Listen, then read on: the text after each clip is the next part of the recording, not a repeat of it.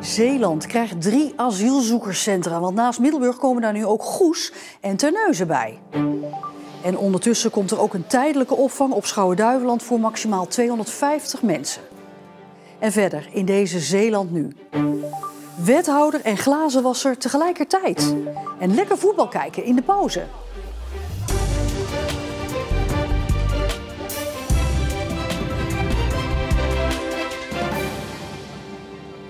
Goedenavond. Goes en Terneuzen krijgen een asielzoekerscentrum. Dat hebben de Zeeuwse gemeenten nu definitief met elkaar afgesproken.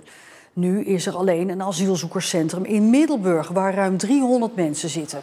Op verschillende plekken in de provincie zijn er momenteel wel locaties voor tijdelijke noodopvang van asielzoekers. Zoals in de Zeelandhallen in Goes en in Studio A58 in Middelburg, omdat er een groot tekort is aan opvangplekken. Het kabinet heeft provincies opdracht gegeven om meer permanente opvangcentra te creëren.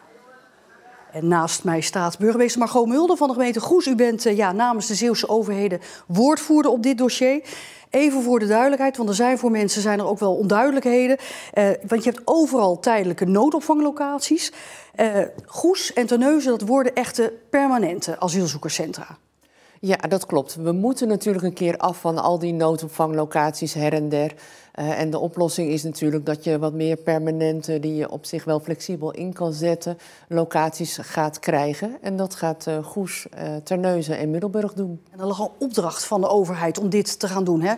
Anders had u een aanwijzing gekregen. Ja, die opdracht lag er al. En met die nieuwe spreidingswet heb je kans dat dat anders ook tot aanwijzingen gaat leiden. Maar wij waren er al mee bezig met elkaar. Ja, in Terneuzen en Goes komen net als in Middelburg nu opvanglocaties permanent dan voor maximaal 300 mensen. Zijn er al locaties bekend?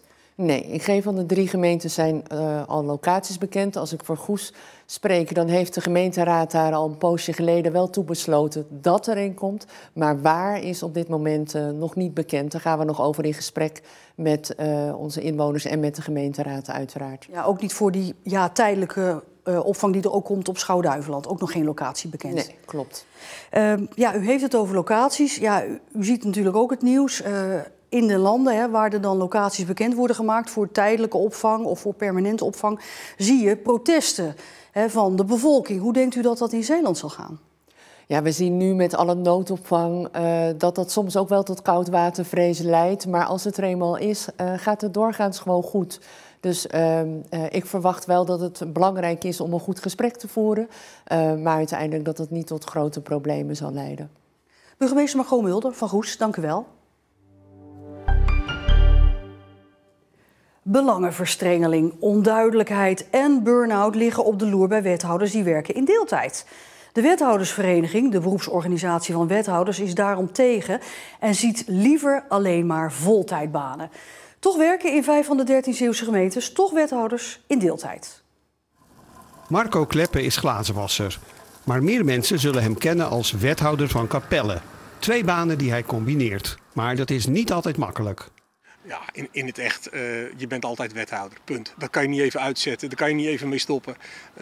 En ja, soms is het wel makkelijk, weet je, als je in je vrije tijd bent en je loopt in een pak, dan kan je als wethouder gelijk ook aan de slag, als er iets op doet. Maar als ik in deze kleren aan de slag ben, ja, dan is het ook heel lastig om op dat moment als wethouder aan de slag te gaan. Moet je eerst naar huis, even douchen, omkleden, nou, je bent zo 3 kwartier verder. Reden dat de wethoudersvereniging geen voorstander is van deeltijdbanen voor wethouders. Wij weten uit de praktijk dat die baan ook veel meer is vaak dan die 40 uur die er officieel voor staat. Dus het is, en het is eigenlijk in de verwachtingen naar elkaar toe is het ook veel duidelijker. Hoe bedoelt u? Nou, ik ben jouw wethouder. Ik ben er voor de stad, voor de inwoners. En dat ben ik 7 dagen per week ben ik dan beschikbaar.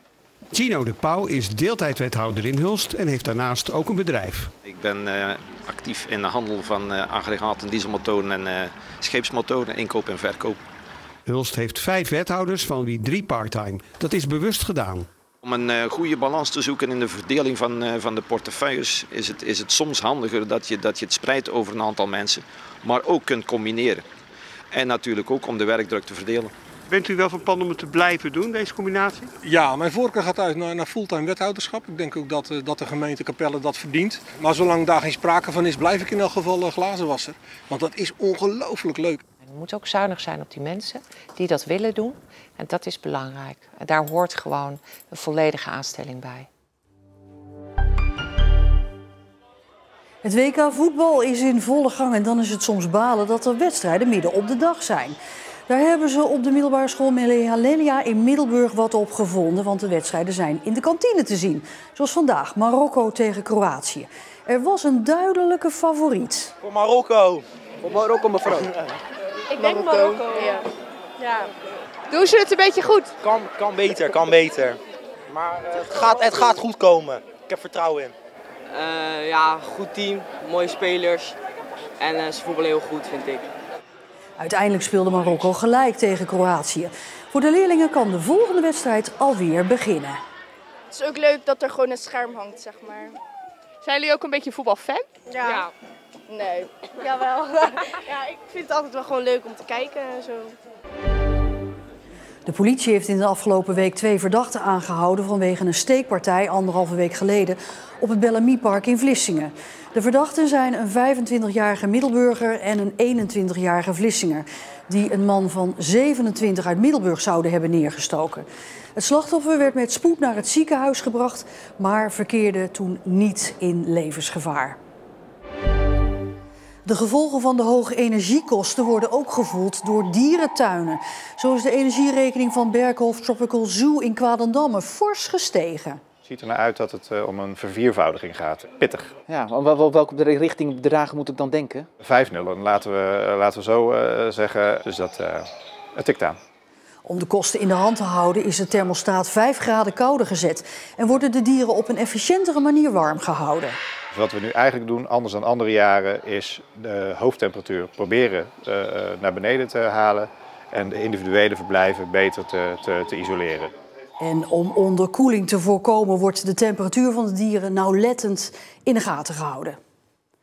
Een primeur voor Zeeland, een autisme-informatiecentrum. Het is een plek in Goes waar iedereen met zijn of haar vragen rond autisme terecht kan. Het is hard nodig, zegt Jolanda van Sabbe. Ze is vrijwilliger in het centrum en ze is ervaringsdeskundige. Ik word er echt heel blij van.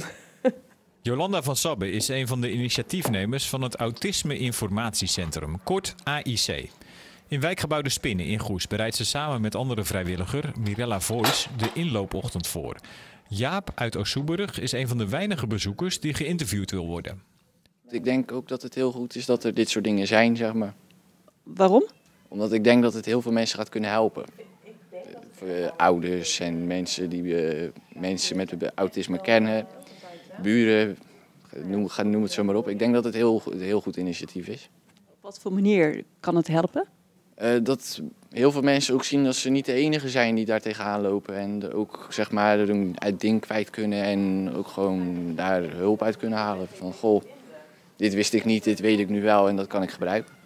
Al jaren wordt er gepraat over een Zeeuws AIC. Het kwam niet van de grond vanwege te weinig vrijwilligers. Nu zijn er eindelijk genoeg.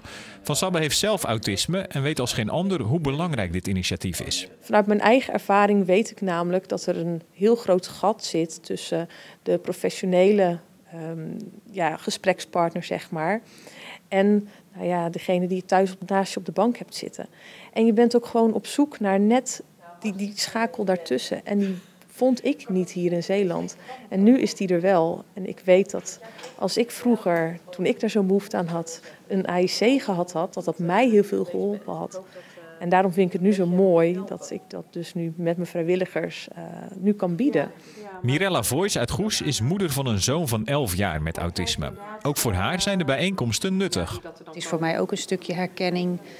Ik spreek ook weer moeders die kinderen hebben die dan net in een oudere leeftijd zitten. Dus weet je weer waar je tegenaan kan lopen. Dus voor mezelf is het zeker ook waardevol. Ruim 1% van de Nederlanders heeft autisme. Dat zijn ongeveer 200.000 mensen. Mensen met autisme kunnen problemen hebben met bijvoorbeeld sociale interactie, communicatie en flexibiliteit. Het belangrijkste is eigenlijk gewoon om de maatschappij, heel breed, eigenlijk oog te laten hebben voor autisme en dat het er mag zijn. Zowel voor de mensen die het heeft, maar ook de mensen die er privé of vanuit werk mee te maken heeft. Dus heb oog voor elkaar en sta open, ontmoet elkaar in alle respect eigenlijk. 16 december is de volgende ochtendbijeenkomst in de Spinnen in Goes.